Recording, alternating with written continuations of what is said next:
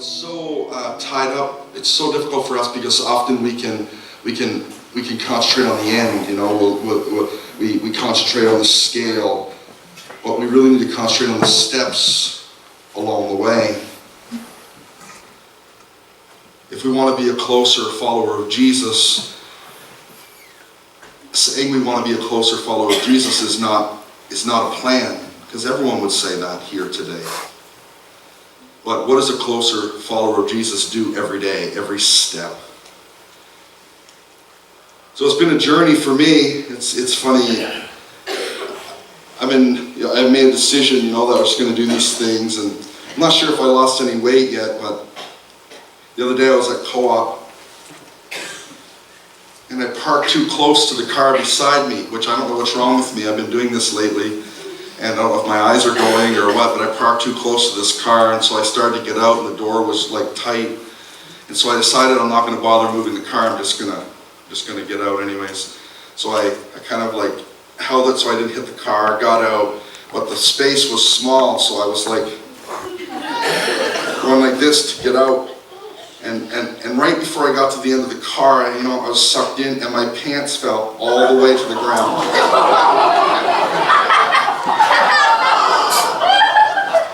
Not a part of the way, all of the way. But I couldn't bend down to get them because I was trapped between two cars.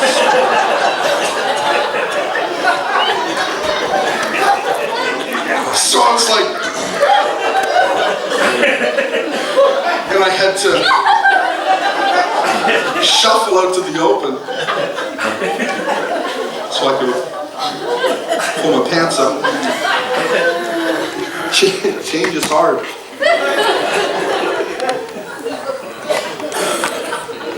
And there's a story about anyways, I'm really sorry about that video. There's a story I'll just go through quickly about a company named Kodak, and we know that Kodak does cameras, and they make paper. And years ago, when the industry was changing from paper to digital, they would have quarterly meetings. Every 3 months they would have these meetings. And in one of the meetings, somebody presented digital photography to Kodak. And Kodak said to them, don't tell anybody about this digital photography, about the fact that you could take a picture, put it on your computer, etc., etc. That our sales are still growing with film. So don't tell anyone, because it's going to be something that's going to be easy for everybody to copy. So we're just going to keep doing film, but don't tell anyone about this new technology. So they didn't. But then everybody started to develop digital photography. And Kodak, instead of changing with the times, when the other companies switched to digital, what confused them, or why they stayed the course, was their sales in paper and film actually went up because everybody was switching to digital. And so it gave them a false sense of security that they were doing the right thing, until everybody switched to digital and Kodak collapsed. See, change is important, to change before the pressure to change becomes too much. Change is also hard for a church.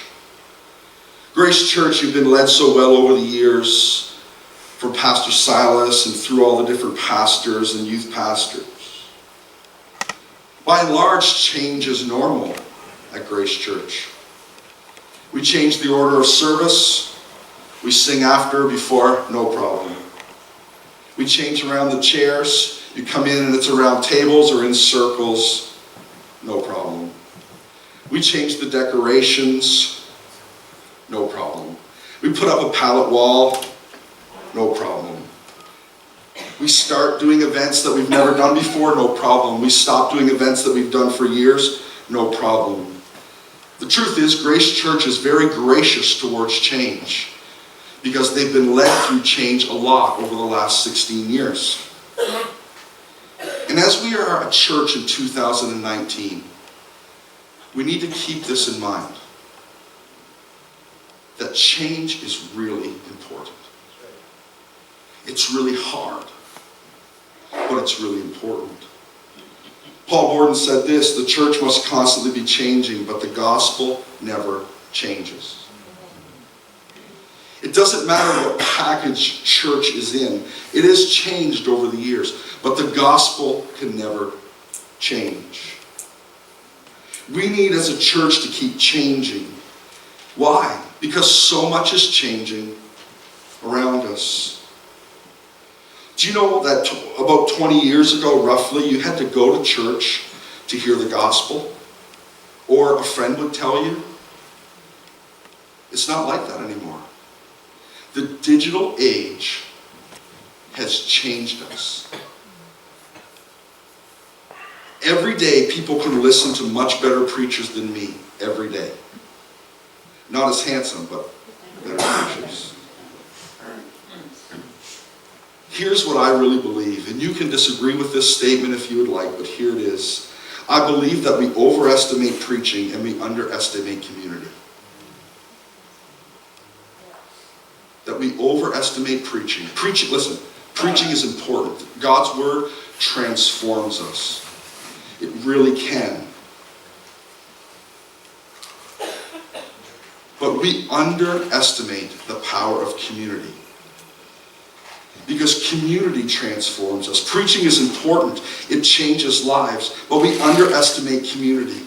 Community has such value. It shapes us. It changes us. It helps us grow spiritually, or it helps us die spiritually. Depending on what community you choose to be involved in. Most Sundays at Grace Church, I can't say all, but most Sundays at Grace Church preaching is good, or at least above average. But if you're not engaged in your community, and people who aren't engaged in their community, they still leave. No matter how good the preaching is. I had someone just a few months ago come to me and say, the music's too loud today. I said, well, listen, the service is going to start in 1 minute. There's really nothing I can do about that right now. And they looked at me and they said, if you don't, I'm out. I said, is today your last week? I know change is hard. But if you're not plugged into a community of people, leaving is always an option. You can either be like Lego and be connected, or you can be like Jenga, where it's just easy to push your way out. But if you're in a small group, I could bring up, we have a men's small group and a ladies' small group and other small groups that are running, and I can tell you, I know what their answer would be, that group has just made me feel like the body of Christ, and I grow. And when those groups have trouble, they don't call me. They call each other because they're connected. There's a saying that says this: people that are helping row the boat don't have time to rock the boat. So the question for you and for me today is, are you a rower or are you a rocker? People who are rowing seldom have time to rock the boat. And I know there's people, and we're human, and there's times for part of us as we just want to complain, and we do it subtly or passive aggressively, and we pretend that it's a prayer request, but it's really not, it's complaining. Church attendance is more than just getting in a boat and hearing a good sermon. Church attendance and being part of the body of Christ is about the mission of Jesus through every generation. The truth is, we need each other. Carrie Newhoff wrote an article, and there's 3 points about changing, about church changing. Number 1 is this: the future church meets anytime, anywhere, sometimes. Isn't that interesting? Anytime, anywhere, sometimes. Because we have, the digital age has changed. The biggest hotel chain in the world doesn't own one hotel room. The biggest taxi company in the world doesn't own one taxi cab. The world has changed. And people say, and so we do some stuff online and we need to do more stuff online. And people say, yeah, but if we offer more stuff online, won't people leave and go online? No. Studies have shown that people don't leave community to go online. They leave online to come to community. Because you can't get the same community online. You know, if you listen to Stephen Furtick or some other big speaker, they're not going to baptize you or dedicate your children. We need community. The church meets anytime, anywhere, sometimes. Because the digital age is here. People don't need to come to a church to hear good preaching. They need you. Number 2, consumers are leaving the church and they won't be back. Consumers are people who consume the church. They just come on Sundays and they just take, but they don't give. Studies tell us that people who do that, consumers, are leaving the church and they won't be back. Number 3, the contributors or the people who are rowing the boat, the curious, they will step up. The people who give, the volunteers, the leaders, the people that are engaged, they will step up. They will be what's left. And they are going to be the ones that move the mission of Jesus forward. And the question that the article leads is this, is how can fewer people lead to more people? Because we need to be people who are willing to be rowers of the boat. And it says this, and I'll read it to you. Well, if churches are watching consumers slip out the back door, there's no big worry. Sure, pray for them and wish them well. But here's what it says. But you can't build the future of the church on people who are in it for themselves. You can't build the future of the church on people who are in it for themselves. And it says, well, so who's left? You need to get contributors more engaged, serving, giving, inviting, and in the community. And you need to build out from there. In fact, at a certain point, the growth in the life of the community of the church will become contagious. And then it says this interesting line. It says this, fewer gimmicks, less inertia or laziness, and more passion about the mission are 3 things that the future church needs. This is my prayer for Grace Church. Less inertia, more passion. And that leads me to Matthew 28:16-20. And it's the Great Commission, where Jesus is commissioning his disciples. And he's commissioning them. And they call this the Great Commission. Let me just put this to you today. This is not the Great Suggestion. This just isn't an idea for people who follow Jesus. This is the commission, that he's commissioning us, he's sending us. In verse 16, then the 11 disciples went to Galilee, to the mountain where Jesus had told them to go. When they saw him, they worshipped him, but some doubted. Then they came to them and said, all authority in heaven and on earth has been given to me. Therefore go and make disciples of all nations, baptizing them in the name of the Father, the Son, and the Holy Spirit, and teaching them to obey everything that I've commanded you. And surely I'll be with you to the very end of the age. I want you to know this morning, people will ask me, where does this begin? My answer to that is, this begins at home. Your kids' pastor, your youth pastor, have your kids for approximately 2 hours every week. That leaves 166 hours a week that they are in your care. Proverbs 22:6 says this, start your children off in the way they should go, and even when they're old, they will not turn from it. That it's our responsibility as parents to start our children in the way they should go. You say, how can I do this as a parent? I want you to know that the church is changing.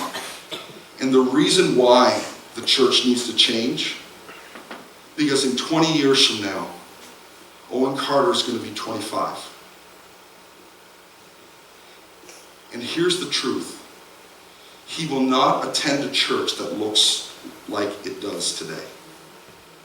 And if we don't continue to change, he will not attend church. Mainline denominations have showed this over and over, refusing to change, and the doors are closing at an alarming rate. How do we start our children off on the right path? Mom and dads, aunts and uncles, mayors and papas, you need to understand that growing up is hard. Don't add to the chaos. Your kid's life is already chaotic enough. When they come home in a panic, don't add to the chaos. Number 2, don't let your kids make decisions they're not ready to make. It's amazing to me when parents have kids that are 12 years old and they say, the kid says, I don't want to go to church, and their parents say, okay. Or 15, or 16, or 17. Last week, my son went skiing, and when he came home, I said, how was skiing? He's like, I fell a lot. And it was Saturday, they got home around 8:30, and right away, he's like, you know what, I don't want to go to church tomorrow. That's an interesting thought.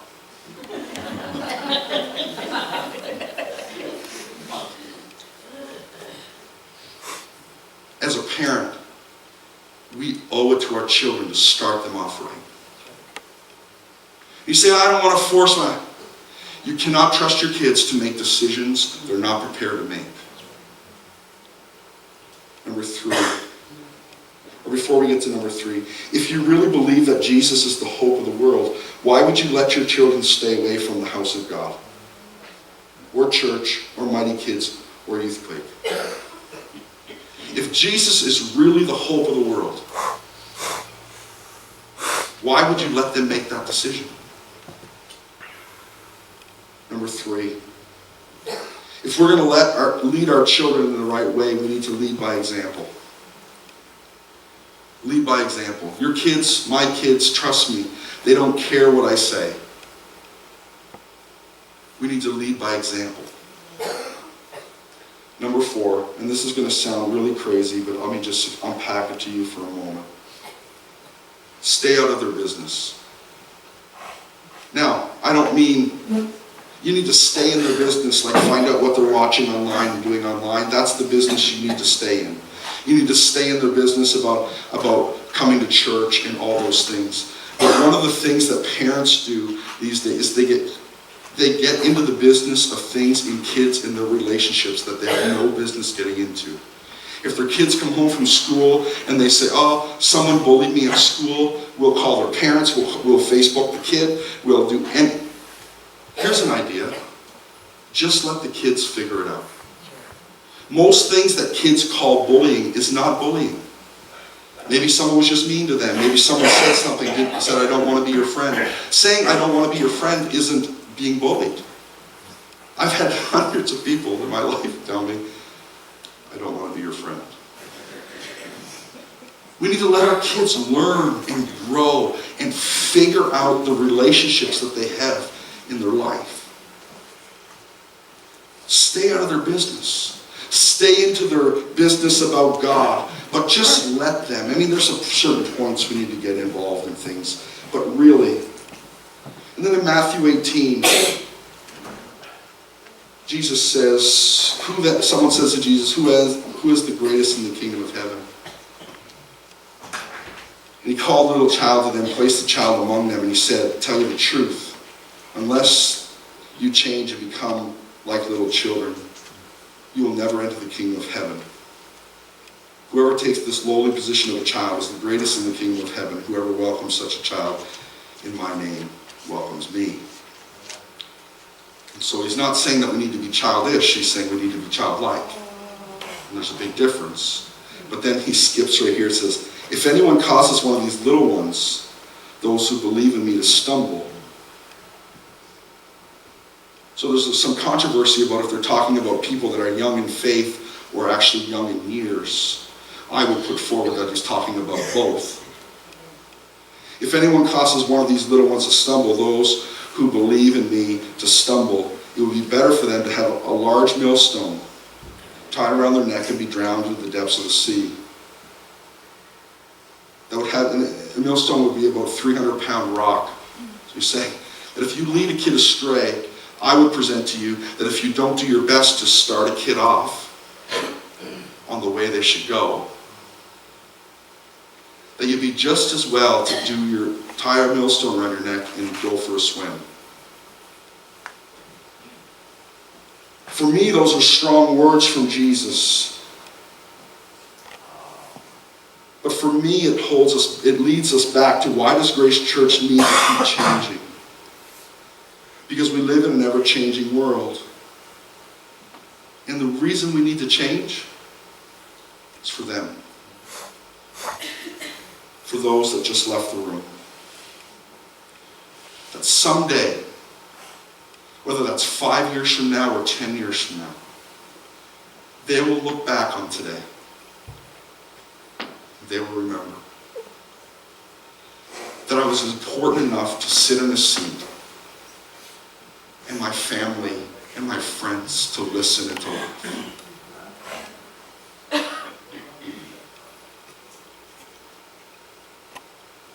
Because if we don't continue to change, in 25 years from now,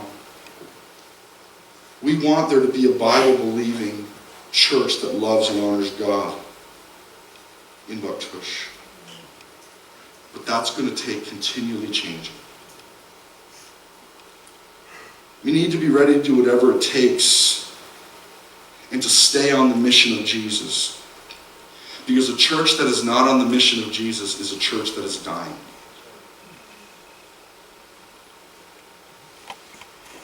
Just in closing today, actually, before service today, Pat said, or yesterday, he said to me, do you think I'll get to lead all of the worship songs that I picked today? I said, oh yeah. He won't, but he's going to lead a couple next week with me. But moms and dads, grandparents, let me just leave you with something I was been reading this week. We all know this, that boys and girls are very different. Boys and girls are very different. Last year or the year before, I got a call from school, and they said, your son, he got in a fight at school. I said, really? He said, yeah. The teacher said, yeah. So he said, who did he get in a fight with? And they're like, Winston. And that's their best friends. I'm like, are you calling the right person? And they're like, yeah, they got in a fight. But studies show that boys generally solve problems with violence. They'll fight it out and then move on. Because later in that afternoon, they were playing Fortnite, everything was fine. Okay? So they'll fight it out. So studies show that boys are just generally more physically violent than girls. The same study shows that girls are actually just as violent as boys, but they're violent differently. And anyone who has a girl from ages maybe 10 and up, you'll know what I'm going to say is true. So, girls, the study says, is just as violent as boys. They're just violent differently. So how girls are violent is they're violent with their tongue. Meaning,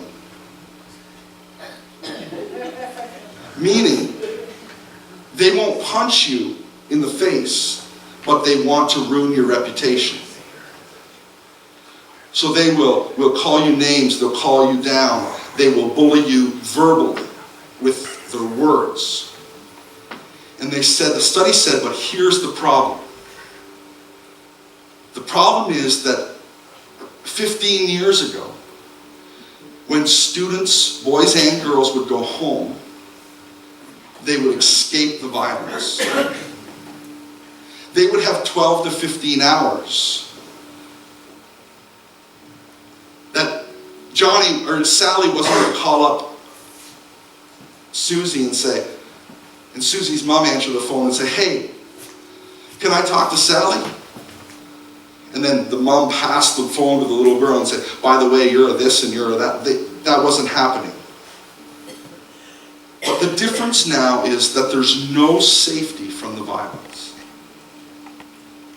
The study said that if we put a gun in the hand of every 12-year-old boy, that the shooting rate would just skyrocket, because that's how boys settle violence. But the connection they've made is this, that putting a cell phone in the hands of a young girl is the same as putting a gun in the hands of a young girl. Start off a child in the way they should go.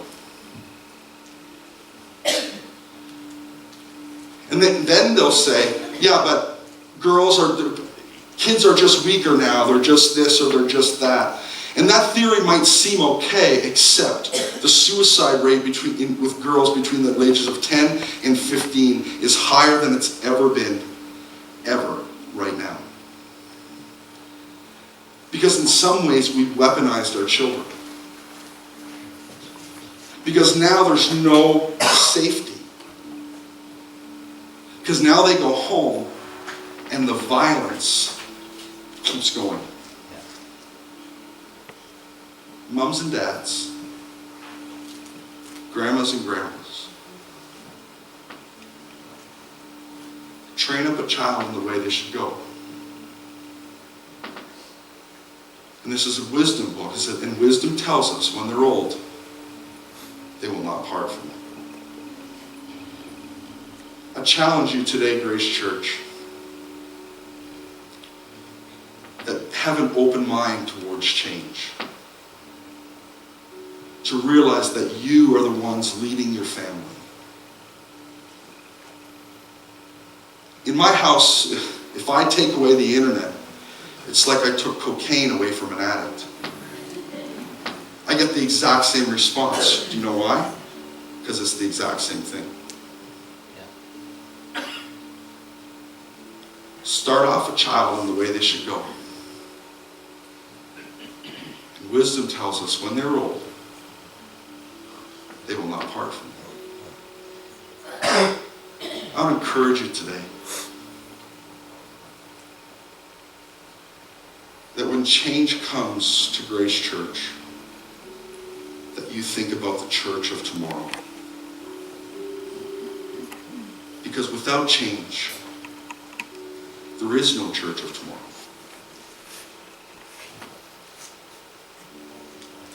So I encourage you, just as we sing a song in closing, to think about that. When you want to complain and when you want to rock the boat, why don't you pick up an oar and row the boat instead? Because a generation depends on you. Depends on me. Depends on us. So why don't we stand? Pat will lead us in a song. And I know we're just a couple minutes over, but